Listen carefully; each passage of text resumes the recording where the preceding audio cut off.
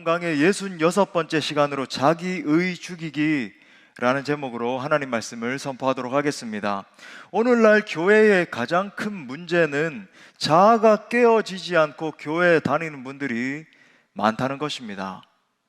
오늘날 많은 사람들이 이렇게 이야기를 하잖아요. 교회가 세속화되어 갑니다. 교회가 부패해져 간다. 교회들을 보니까 생명력을 잃어가는 것 같다. 이 모든 것의 궁극적 원인이 무엇인지 아십니까? 아직도 자기가 주인인 사람들이 많아서 그렇습니다. 자기의 혹 자기 자아를 그대로 방치하면 굉장히 위험해요. 적어도 두 가지 이유 때문에. 그런데 첫 번째 이유가 뭐냐면 자기의는 눈에 안 보입니다. 안 보여요. 그렇기 때문에 자기가 자기의의 병에 걸려 있는지 아닌지, 이 자기의가 자기를 어떻게 파괴시키는지를 전혀 인식을 하지 못하는 거예요.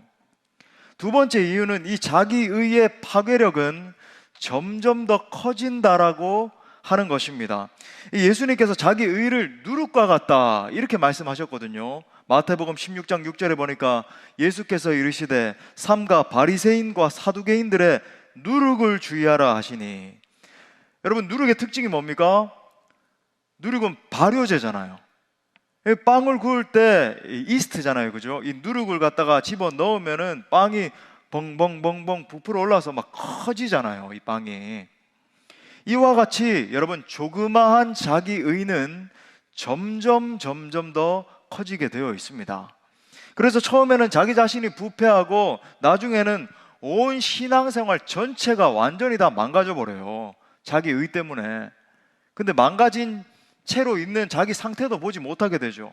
더 나아가서 자기 자신의 가족과 소그룹 식구들과 심지어 공동체 전체가 무너지기도 합니다. 앞으로 이렇게 여러분 한번 보십시오. 교회를 향한 핍박이 점점 더 심해지게 될 거예요.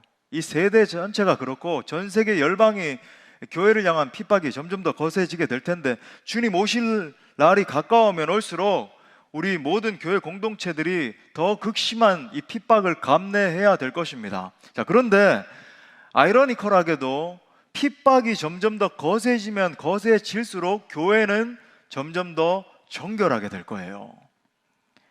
알곡들은 남아서 더욱 거룩한 신부들로 단장될 겁니다. 보세요, 여러분, 알곡과 쭉정이로 나눠지게 되는데 알곡들은 더 정결하게 되고, 반면에 여러분, 이 쭉정이는 뭡니까? 거센 핍박과 풍파 가운데 훅 하고 불 때에 다 날아가 버리고 다 주님을 배반하고 없어질 거예요. 자, 그런데 교회가 재림을 예비하는 거룩한 신부로 정결케 되려면 어떻게 해야 되는가? 우리 안에 있는 이 누룩, 자기의를 제거하는 것이 핵심입니다. 자, 그래서 오늘은 본문을 중심으로 이 자기의의 문제에 대해서 우리가 좀 깊게 다루어 보고자 합니다. 말씀을 통해서 정말 여러분 안에 있는 이 무서운 자기의를 발견하게 되시기를 바랍니다. 동시에 그 자기의를 십자가 앞에서 완전히 죽이기로 결단하는 여러분 복된 시간 될 수 있기를 간절히 축복합니다. 자, 두 가지로 크게 살펴볼 텐데, 첫 번째는 도대체 이 자기의가 뭐냐는 거예요. 자기의가 무엇인가? 자, 오늘 비유입니다. 오늘 말씀도 비유인데, 오늘 비유에 보면은 예수님께서 두 부류를 언급하시죠. 자, 첫 번째 부류는 누구예요? 바리새인들입니다. 그죠? 바리새인들. 자, 우리는 보통 바리새인에 대해서 어떻게 생각을 합니까? 아주 나쁜 놈들, 위선자들, 그죠? 하나님을 사랑하지 않는 사람들이라고 생각을 합니다. 여러분, 그런데 사실은 바리새인들이 우리가 생각하는 그런 사람들이 아니에요. 당시 바리새인들은 매우 경건한 사람들이었습니다. 쉽게 말해서 여러분, 우리와 비교도 안 될 정도로 경건의 모양이 얼마나 탁월했는지 몰라요. 유대 사회에서 사람들에게 존경을 받고 많은 사람들을 실제로 이끌던 사람들이었습니다. 오늘날 교회로 따지고 봐도 이들은 매우 경건한 사람들이에요. 예배 출석도 성실히 하고 헌금도 많이 하고 봉사도 열심히 하는 그런 사람들입니다. 보통 오랜 시간 동안의 신앙생활을 지속해 왔기 때문에, 그죠? 직분자들이에요. 그런데 오늘 말씀을 보니까 예수님께서 이들을 어떻게 평가하고 계십니까? 9절에 보니까 또 자기를 의롭다고 믿고 스스로 의롭다고 믿는 거예요. 다른 사람들을 멸시하는 자들에게 이 비유로 지금 말씀하신다.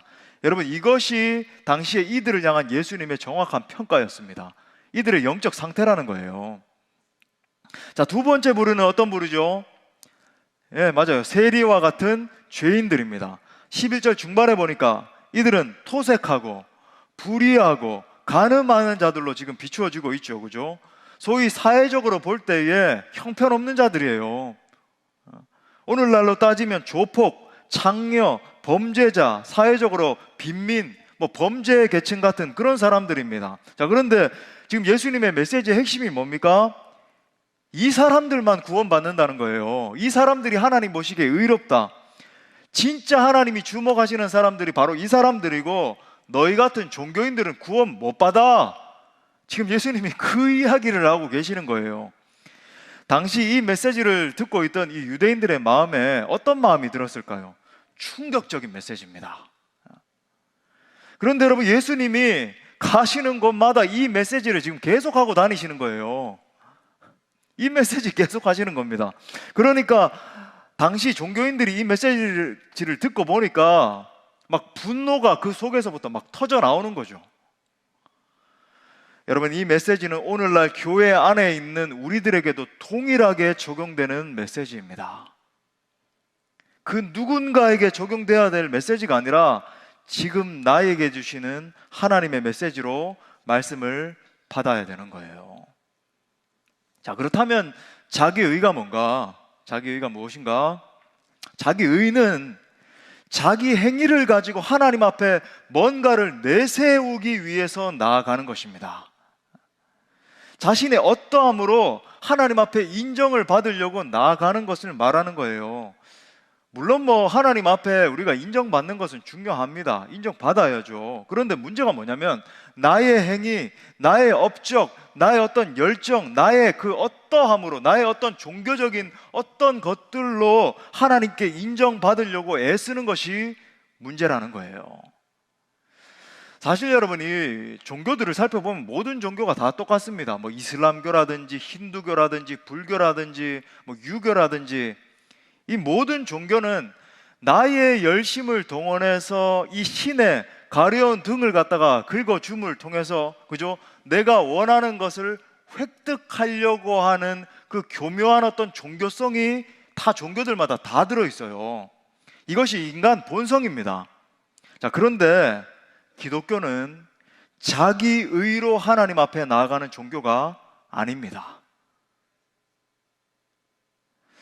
1세기 초대교회를 살펴봐도 이 율법주의가 있었단 말이죠. 율법주의가 일어났습니다. 소위 복음과 이게 복음이 충분치 않은 것처럼 보이니까 거기에 더해서 전통이라고 하는 것을 같이 병행해야 된다라고 이야기를 하는 무리들이 많이 일어났어요. 예수님도 믿고 우리가 전통적으로 따르고 있던 이 율법과 할례도 같이 행해야 된다, 이렇게 주장하던 유대인들이 일어났습니다. 사도 바울이 이 사람들 향해서 뭐라고 그랬는지 아세요? 개라고 그랬습니다. 사도 바울도 그런 용어를 썼어요. 옛날이나 지금 강아지는 예쁘죠, 그죠? 여러분, 강아지 키우시는 분들 위로 드립니다. 그런 말씀 드리는 게 아니라 이 개는 여러분 문제가 있다. 그 당시에나 지금이나 여러분 개는 나쁜 의미로 사용하잖아요. 사도 바울이 이 사람들을 향해서 뭐라 그러냐면 개들을 삼가해야 된다, 이렇게 이야기를 했어요. 당시 여러분 이 율법주의가 어떤 문제가 있었는가? 바로 그것이 자기의의 문제였기 때문입니다. 뭔가 복음으로 충분치 않은 것처럼 보이니까 자기의가 자아내는 어떤 종교성을 갖다가 거기에다 더해야 된다, 그래야 구원받는다, 이렇게 주장했던 거예요. 여러분, 예수 그리스도 십자가 복음 안 하면 충분한 줄 믿습니다. 예수님께서 다 이루셨어요. 십자가에서 우리의 모든 죄를 다 사하셨습니다. 뿐만 아니라 십자가에서 모든 율법의 요구를 다 이루신 거예요. 충분한 겁니다. 그런데 여러분, 그 사실을 못 믿는 거예요. 많은 사람들이 그 사실을 못 믿는 겁니다. 그래서 복음에다가 뭔가를 갖다가 자꾸 덧붙이려고 하는 거예요. 율법이라든지 종교적인 어떤 의식이라든지 내 생각이라든지 이것만은 해야 된다든지, 그죠? 여러분, 이것은 전부 다 복음을 훼손하는 행위입니다. 그것이 여러분 갈라디아서 전체 내용이에요. 집에 가셔서 갈라디아서 한번 읽어보세요. 그게 전부 갈라디아서 내용입니다. 즉 여러분, 이 자기의라고 하는 것은 여러분 보통 보면 이 자기의를 통해서 종교적인 행위를 반복을 하는데 사실은 복음을 훼손하는 심각한 행위죠. 그래서 사도 바울은 이 자기의를 갖다가 복음의 대적이라고 이야기를 했어요. 오늘날 여러분 이 율법주의는 어떤 형태로 나타나는가? 이 자기의의 구체적인 행위들로 나타나죠. 여러분, 자기의는요, 한 존재를 갖다가 완전히 영적으로 소경을 만들어 버려요.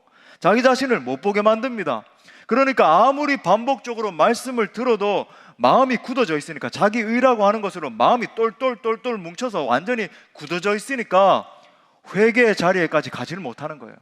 아무리 말씀이 선포되고 말씀이 들려진다 할지라도 말씀이 휙휙휙휙 다 날아가 버리고 그냥 나는 내 상태로, 내 고집대로, 내 욕망대로 그냥 이렇게 믿겠습니다, 이러고 있는 거예요. 그러니까 여러분, 이 자기의가 강한 사람은 자기 자신은 잘 모릅니다. 그런데 기가 막히게도 옆에 있는 사람은 알아요. 옆에 있는 사람은 안다니까요. 자기만 몰라요. 내게 이 자기의가 있는지 분별하는 이 두 가지 방법을 좀 말씀을 드리겠습니다. 이게 분별을 해야 되겠죠.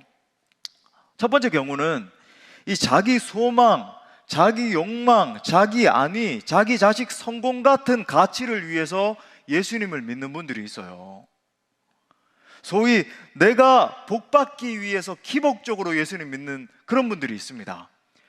대놓고 그렇게 말은 하지 못할지라도, 그죠? 그 교묘한 심리 가운데 내 이 종교적인 행위를 통해서 복이 와야지 라고 하는 생각하는 거예요. 여러분, 자기의는 하나님 중심이 아니라 자기 중심주의에 빠지게 만듭니다. self-centeredness, 사도 바울이 강조했던 죄의 가장 중심에 있는 이 자기 중심성.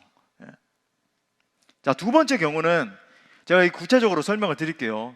이어서 이 자기의는요, 이 영적인 우월감 혹은 영적인 열등감, 패배감이라고도 할 수 있고 이런 형태로 나타납니다. 물론 여러분, 사실 이 영적인 우월감과 영적인 열등감은 동전의 양면과 같은 하나예요. 사실 같이 붙어 있는 겁니다. 어떨 때는 영적인 우월감으로 나타났다가 어떨 때는 영적인 패배감으로 나타났다가, 제가 이제 이 두 경우에 대해서 이제 구체적인 설명을 좀 드리겠습니다. 왜냐하면은 우리의 영혼을 진단해야 되니까, 그죠? 자, 첫 번째 경우, 이 의의 문제에 걸려 있는 첫 번째 경우 우리 생각해 보겠어요.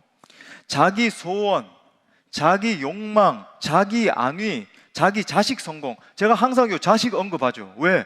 많은 사람들이 요 자식 문제 하면 껍벅 죽거든요. 여기에 딱 걸려 있거든요. 자기 자식 성공 같은 것 때문에 예수님 믿는 것이 왜 자기의인가? 여러분, 자기를 의롭다고 여기게 되면은 평소에 자기 이 내면 가운데 자기 자신은 이만하면은 괜찮은 사람이지라고 하는 생각을 가지고 살게 돼요. 예를 들어서 뭐 이렇게 우리가 신앙생활을 하고 뭐 찬양도 하고 기도도 하고 하다 보니까, 그죠? 말씀이 또 선포되고 할 때는 자기 자신이 죄인이라고 인정을 합니다. 그죠? 인정도 하고 고백은 하지만은 자기 자신은 신문지상에 나오는 심각한 범죄자들 있잖아요. 저 유영철이라든지 뭐 지존파라든지 미국의 뭐 연쇄살인범 찰스 맨슨이라든지 이런 살인마들보다는 조금은 더 나은 사람이라고 생각을 합니다. 그러니까 나는 뭐 대단한 의인도 아니지만은 대단한 죄인도 아니지라고 하는 생각을 가지면서 살아가요. 이것의 결과가 어떻게 나타나는지 아십니까? 내가 필사적으로 하나님의 의를 구하지 않게 됩니다. 하나님의 의, 하나님의 나라, 하나님의 은혜를 절박한 마음으로 구하는 것 대신에 뭘 구하냐면 내 삶에 필요한 것들, 가령 성공이라든지 복이라든지 승진이라든지, 그죠? 돈이라든지 명예라든지 자녀 잘 되는 거, 자녀 입시에 뭐 합격하는 거, 이런 것들이 중점적으로 자기가 구하는 그 중심에 들어차게 되는 거예요. 심지어 어떤 이들은 이렇게 생각까지 합니다. 내가 지금까지, 하나님 보세요, 내가 지금까지 하나님 앞에서 이렇게 많은 종교적인 행위들을 했고 이만큼 헌금을 했고 내가 수십 년째 하나님을 이렇게 열심히 봉사하면서 섬기고 했으니까 하나님께서 내 성공은, 내 자녀 잘됨은 보장해 주셔야 된다라고 하는 이 사고방식이 들어차 있는 사람들이 있어요.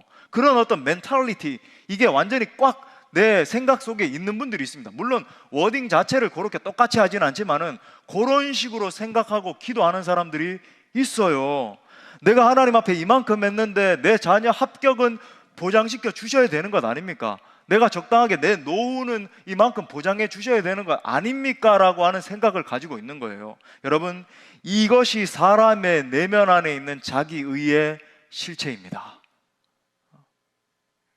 자기의의 실체예요. 반대로 여러분, 진짜 복음을 경험한 사람은 어떤 사고방식을 가지게 될까요?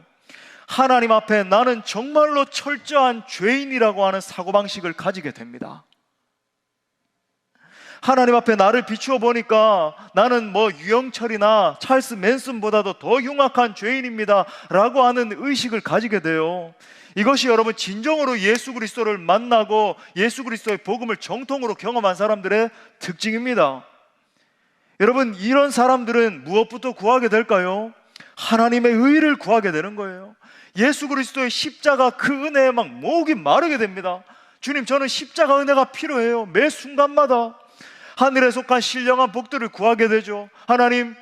하나님을 더욱더 깊이 알기를 원합니다. 고백하게 되는 거예요.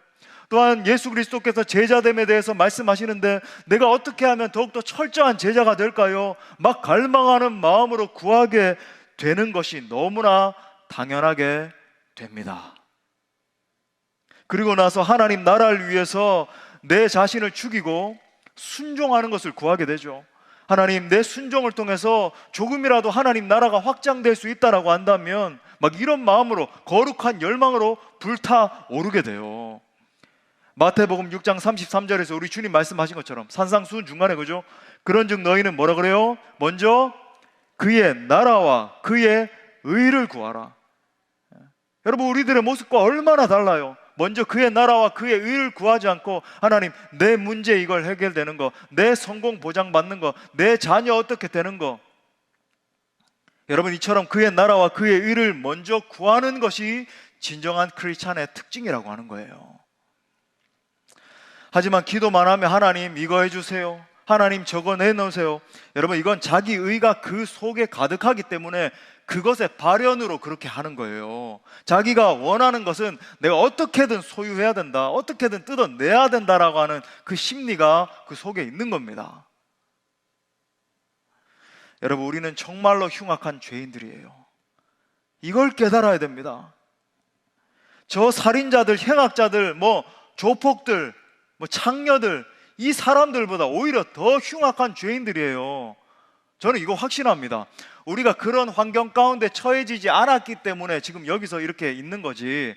여러분, 만약에 어떤 연유로 우리가 자랄 때에 부모님을 여의게 돼서 고아원에 갔다든지 어떤 불우한 환경에 처하게 됐다든지, 그러면 우리가 그들과 동일한 환경에 있으면 여러분, 그들과 똑같은 죄를 짓고도 남은 그런 사람들이에요. 하나님의 은혜의 보존 때문에 겨우 여기에 지금 그래도 앉아서 예배 드리고 있는 거지. 여러분, 그렇기 때문에 내 안에 있는 이 죄의 본성과 자기 의를 정말로 발견하고 직면하게 되면 날마다 예수 그리스도의 십자가를 붙들지 않을 수 없게 됩니다. 날마다 십자가의 보혈의 샘에 나가서 내 죄, 이 추악한 죄를 씻지 않을 수 없게 돼요. 내 속에 있는 이 끔찍한 죄를 보게 되면 내 자신의 상태를 바라볼 때 정말로 하나님의 은혜 없이는 살 수가 없는 겁니다. 매일매일 거룩하게 살아야 되는데 그게 너무 안 되는 거예요. 그래서 오늘 본문의 세리야와 같이 자기 가슴을 치면서 하나님, 나는 죄인입니다, 나를 좀 불쌍히 여겨주세요, 막 그런 함성이 터져 나오게 되는 거죠. 여러분, 기도합시다, 찬양합시다, 예배합시다, 말 안 해도 하나님, 저는 정말 갈급해서 견딜 수가 없는데 하나님 내게 은혜 좀 주세요, 막 터져 나오게 돼요. 하나님께 구원을 얻기 위해서 막 두렵고 떨리는 마음으로 몸부림을 칠 수밖에 없게 된다는 겁니다. 주님, 제 힘으로는 도저히 안 됩니다. 성령님, 날 좀 도와주세요. 예수님, 나를 좀 건져주세요. 막 이런 기도가 터져 나오게 되는 거죠. 날마다 성령의 충만함 없이는 살 수 없으니까 성령 충만을 구하게 되는 거예요. 다른 말로 하면 필사적으로 하나님의 의를 추구하지 않을 수 없다는 말입니다. 죄인인 우리는 필사적으로 하나님의 은혜를 구해야 살 수 있는 존재들인 거예요. 자, 두 번째 경우, 아까 제가 말씀드린 두 번째 경우는 자기의 판별해 보는 겁니다.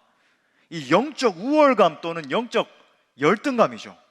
영적 자괴감, 패배감 이렇게도 말씀드릴 수 있을 것 같고, 자, 11절부터 12절에 보니까 이 본문의 바리새인 안에 있던 이런 측면을 그대로 이제 볼 수 있어요. 자, 이 바리새인이 뭐라고 기도하는지 보세요. 바리새인은 서서 따로 기도하여 이르되, 따로 기도했대요. 그죠? 나는 좀 다르다는 거예요. 하나님이여, 나는 다른 사람들 곧 토색, 불의, 간음하는 자들과 같지 아니하고 이 세리와도 같지 아니함을 감사하나이다. 나는 일해에 2번씩 금식하고 또 소득의 11조를 드리나이다 하고, 영적 교만이죠.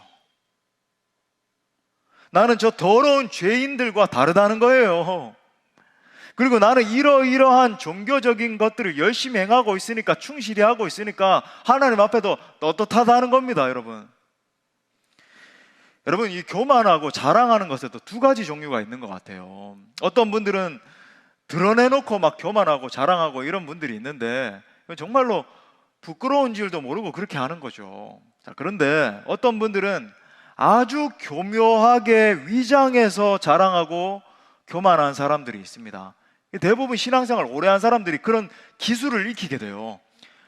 교회 생활을 오래 하다 보니까 은근히 나를 드러내고, 은근히 저 사람들로부터 약간의 어떤 긴장감을 조성하면서 사람들로부터 막 칭송을 얻어내고, 이런 것들이 굉장히 탁월한 사람들이 되거든요. 종교성이 그렇게 강화되는 겁니다. 거기에 여러분 직면해야 되는데, 여러분 오늘 본문의 바리새인이 하나님 앞에 나아가서 감사하는 내용을 한번 보세요.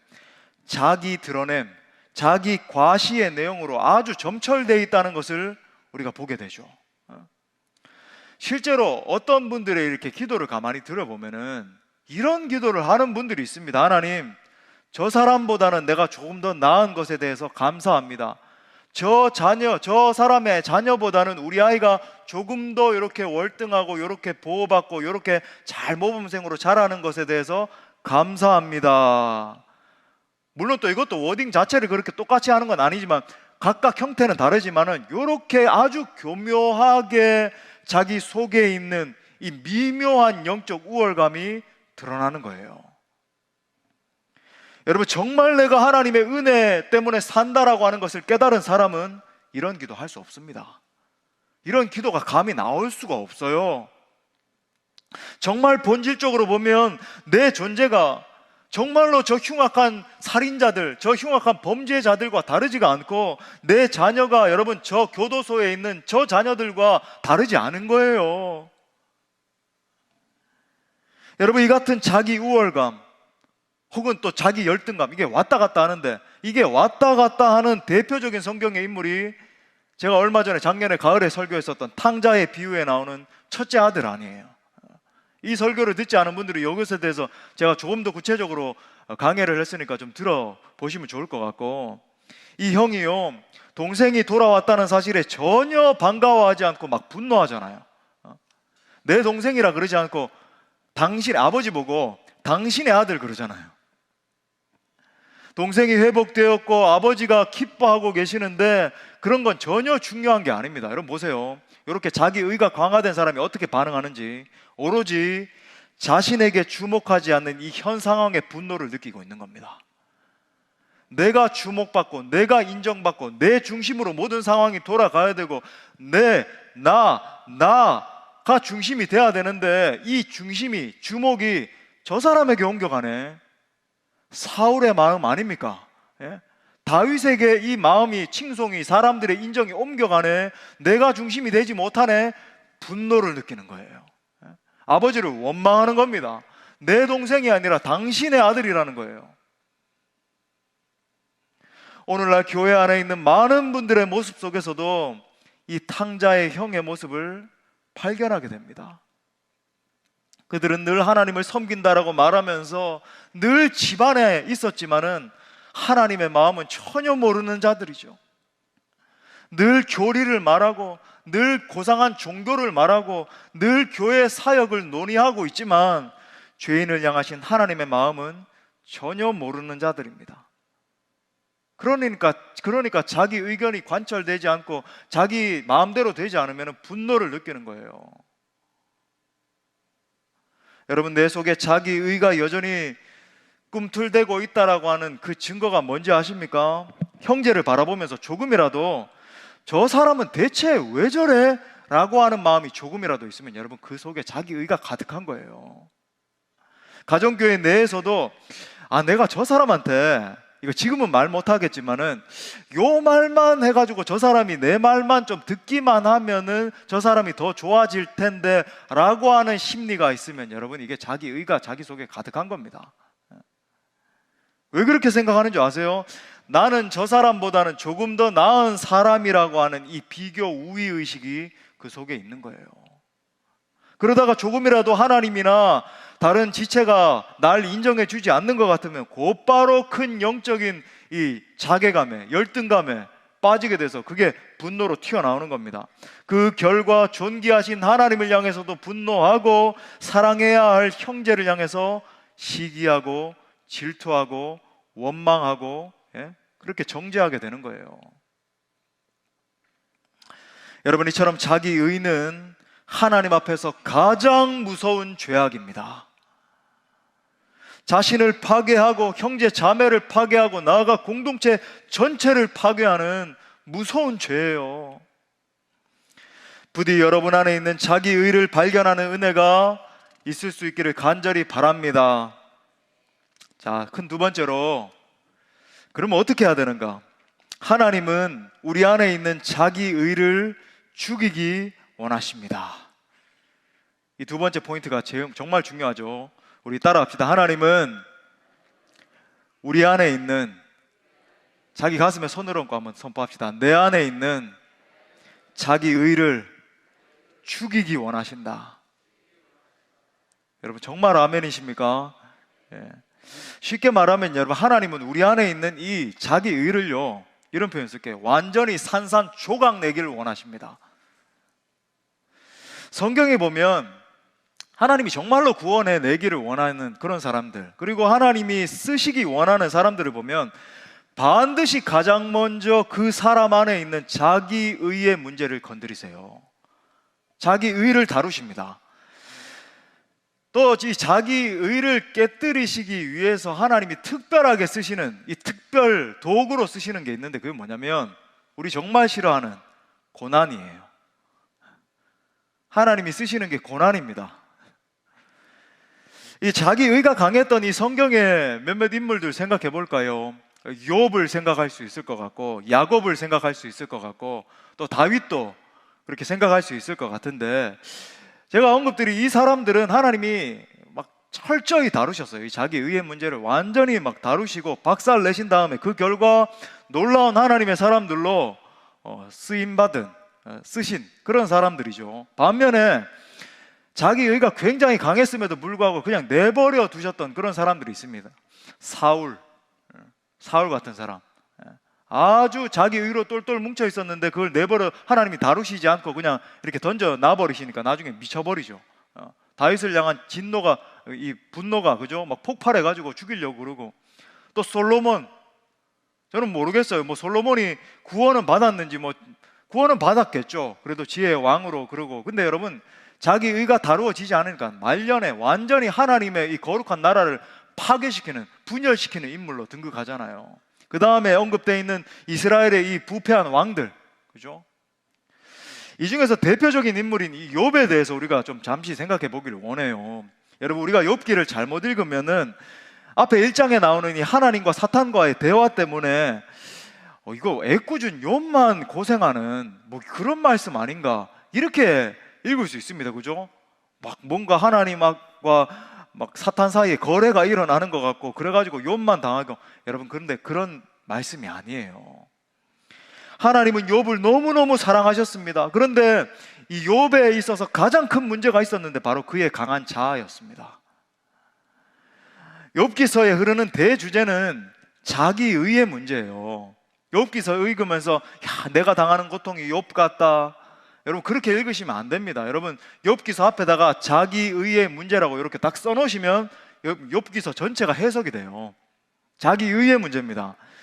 욥은 자기의가 굉장히 강한 사람이었어요.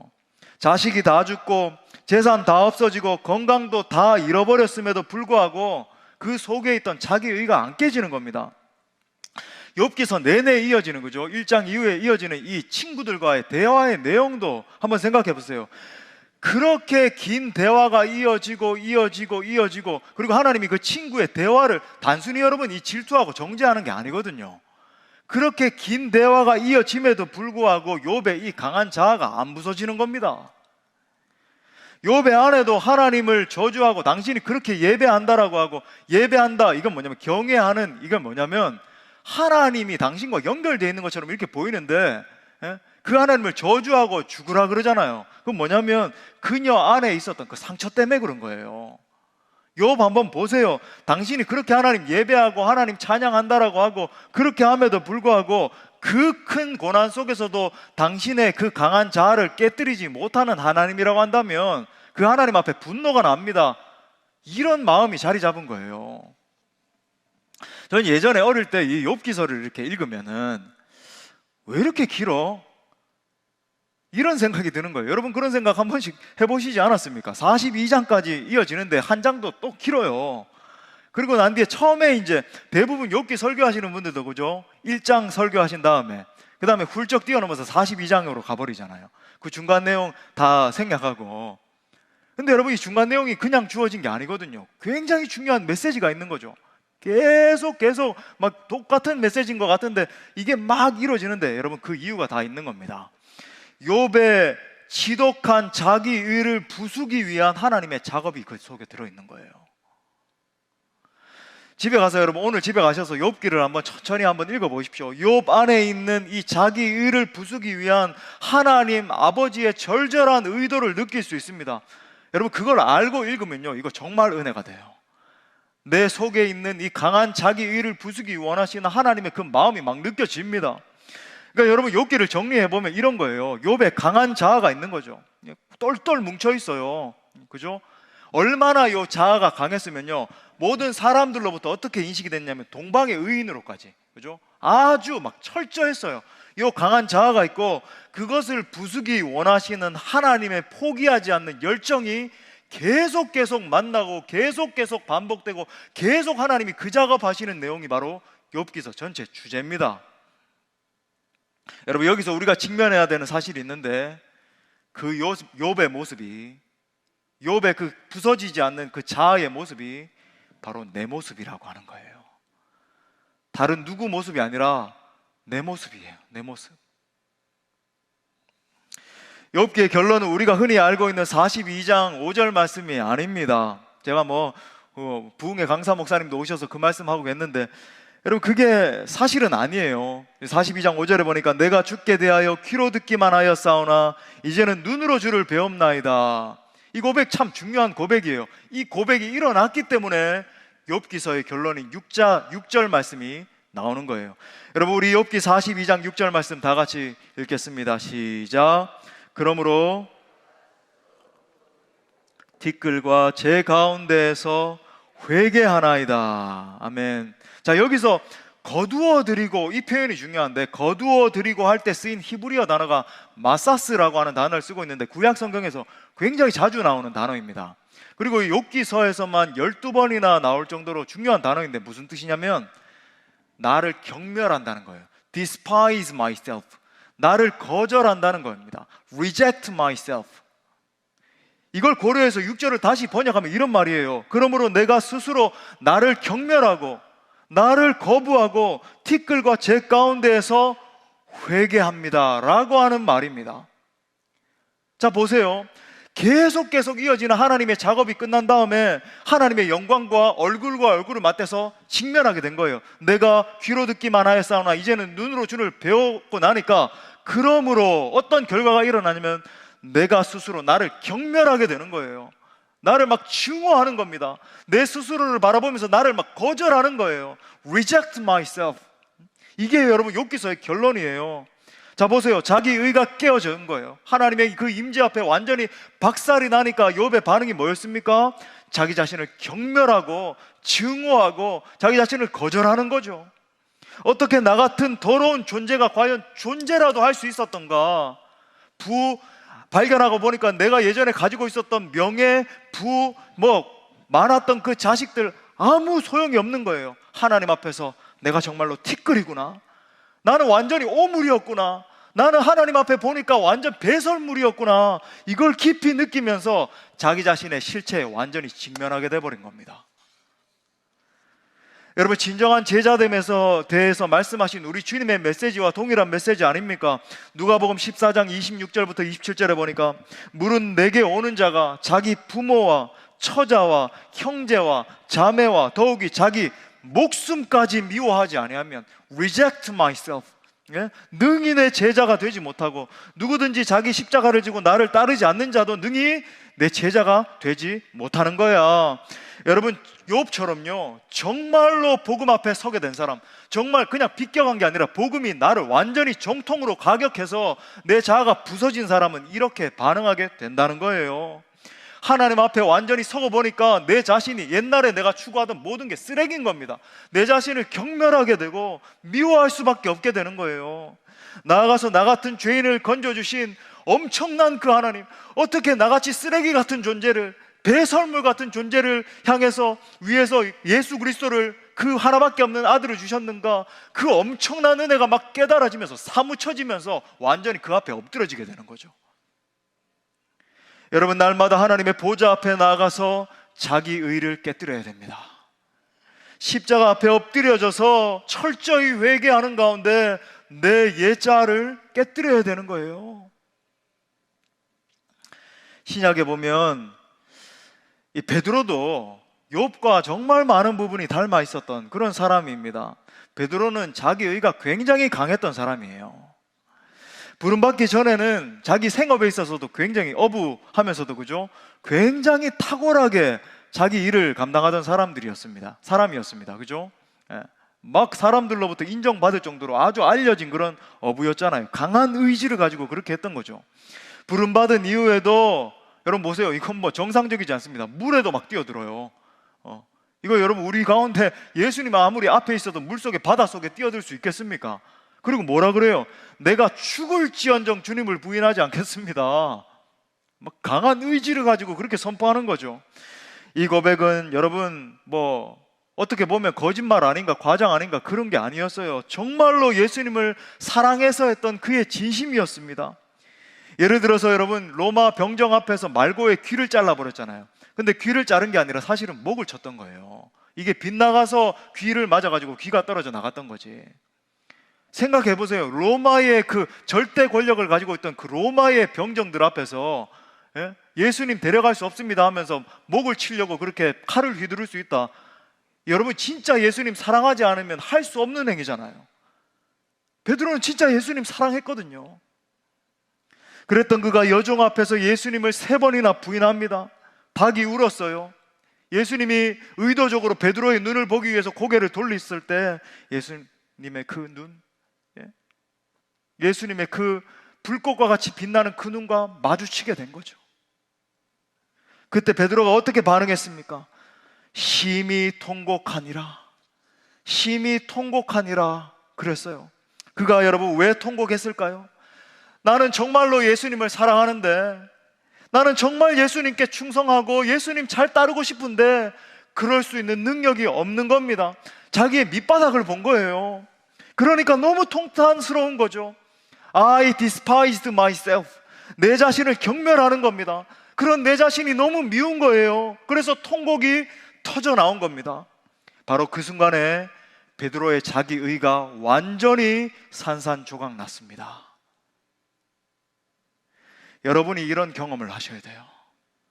여러분이 정말 복음 앞에서 이런 경험을 하셔야 됩니다. 만약 하나님이 여러분을 정말 사랑하신다면 여러분을 그런 고통스러운 환경으로 몰아넣으실 겁니다. 정말 그래요. 하나님의 방법은 고난이에요.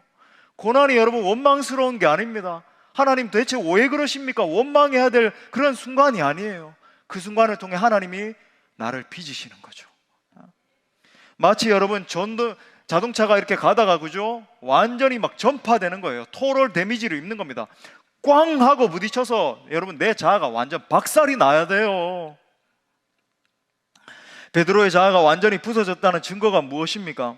요한복음 21장에서 부활하신 주님이 나타나셨을 때 내가 나를 사랑하느냐, 내가 나를 사랑하느냐, 내가 나를 사랑하느냐 3번을 물으십니다. 그때 베드로가 뭐라고 대답했습니까? 제가 주님을 사랑하는 줄 주께서 아십니다. 제가 주님을 사랑하는 줄 주님이 아세요. 3번이나 대답을 합니다. 여러분, 이것은 완전히 자기 자아가 깨어진 사람의 반응입니다. 깨어지지 않은 사람은 어떻게 반응을 할까요? 당연히 사랑하지요. 부활하신 주님 오셨습니까? 제가 주님 사랑해요. 다시 한번 힘을 내보겠습니다. 제 의지를 동원해가지고 대위임령 한번 수행해 보겠습니다. 제자들 불러 모아서 야 작전 짜자, 이제 다시 한번 힘내보자, 이렇게 반응해요. 근데 여러분, 자아가 깨어진 사람은 어떻게 반응합니까? 제가 주님 사랑하는 거 주님이 아시잖아요. 하지만 주님을 사랑할 수 있는 능력이 제게 없습니다. 제가 주님 정말 사랑하는데요, 제가 너무 무능력해요. 저는 주님의 은혜 없이는 살 수 없습니다. 완전히 자기 자아를 포기하게 되는 거죠. 그리고 100% 주님만 의지하는 거예요. 주께서 아십니다. 여러분, 주님 앞에서 내 자아가 완전히 부수어져야 됩니다. 하나님 앞에서 나는 아는 것이 아무것도 없는 존재라고 하는 것을 깨달아야 돼요. 아니, 조금 아는 것이 있다 할지라도 그것을 실천할 수 있는 능력이 하나도 없다는 것을 깨달아야 됩니다. 나는 철저하게 무능한 존재라는 것을 깨달아야 돼요. 우리는 매 순간 예수 그리스도의 십자가 은혜가 아니고서는 살 수 없는 존재인 것입니다. 이 사실을 깨달아야지만 자기 주장하고 남 비판하고 판단하고 정죄하는 것 중단할 수 있어요. 오늘날 교회의 많은 문제들은 사실은 전부 다 이 자기의 문제 때문에 그래요. 내 주장하고 내 고집대로 돼야 되고 내 주관이 옳고 내가 모든 거 다 컨트롤해야 되고, 그러니까 서로 문제가 일어나는 거죠. 하지만 여러분, 내 자아가 죽을 때, 십자가 앞에 내가 진짜 직면할 때, 내가 복음 앞에 섰을 때 거룩하신 하나님 앞에 정말로 쓰레기 같은 존재이구나, 나는 하나님 은혜 없이는 살 수 없구나, 내가 겨우겨우 주님, 내가 정말 주님 사랑하기 원하는데, 하나님 사역 조금이라도 해보길 원하는데 제게 힘이 없어요.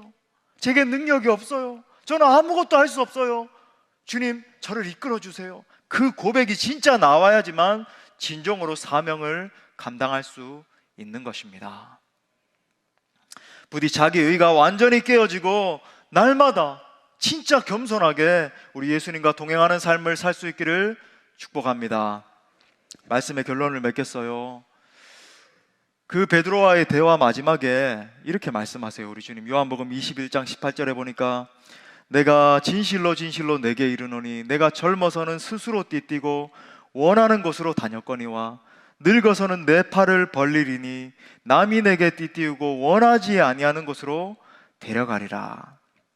이 말씀은 베드로가 앞으로 어떤 사명을 감당하게 될지를 보여주는 말씀입니다. 동시에 베드로의 순교를 암시하는 말씀이에요. 자, 그런데 어떻게 베드로가 끝까지 사명 감당할 수 있었고 심지어 순교의 자리까지, 여러분 아시는 것처럼 나는 예수님처럼 예수님 반듯하게 십자가에 달려 돌아가셨는데 나는 그럴 수 없어, 나는 거꾸로 매달리겠습니다, 그렇게 해서 죽었습니까? 자기 의가 부수어졌기 때문이에요. 여기서 내 팔을 벌리리니 라고 하는 표현은 뭐냐면 내 권리를 완전히 포기한 모습을 말하는 겁니다. 내 팔을 가지고 뭔가 막 컨트롤하고 내 마음대로 하고 내 삶을 이렇게 막 강한 의지를 가지고 이끌고 가고 하는 게 아니라 내 팔을 완전히 벌려버리는 거예요. 나는 완전히 죽었습니다 라는 거예요. 자기 의가 부수어질 때 여러분, 비로소 예수님께서 내 삶의 진짜 주인이 되실 수 있습니다. 그때부터 비로소 내 인생이 예수님이 원하시는 대로, 남이 나를 이끌고 가는 대로 끌려갈 수 있는 거예요. 수동태의 인생이죠. 능동태로 내가 끌고 가는 인생이 아니라 다른 사람이 나를 끌고 가는 거예요. 나의 유익과 나의 성공을 위한 삶이 아니라 오직 예수 그리스도의 영광과 그분의 뜻, 그분의 나라만을 위한 삶이 되는 것입니다. 이때부터 진정으로 사명 감당하는 삶을 살게 된다는 거예요. 사랑하는 형제 자매 여러분, 어떤 삶이 가장 행복한 삶일까요? 예수 그리스도를 위해 사는 삶입니다. 내가 완전히 죽고 예수 그리스도께 완전히 이끌림 바 되어서 주의 영광을 위해서 사는 삶이 진짜 행복한 삶, 최고로 복된 삶인 거예요. 아무쪼록 날마다 자기 의는 죽고 하나님의 의이신 예수 그리스도로 채워져서 진정으로 복된 인생을 살아가는 우리 사랑하는 모든 주의 권속들 될 수 있기를 간절히 축원합니다.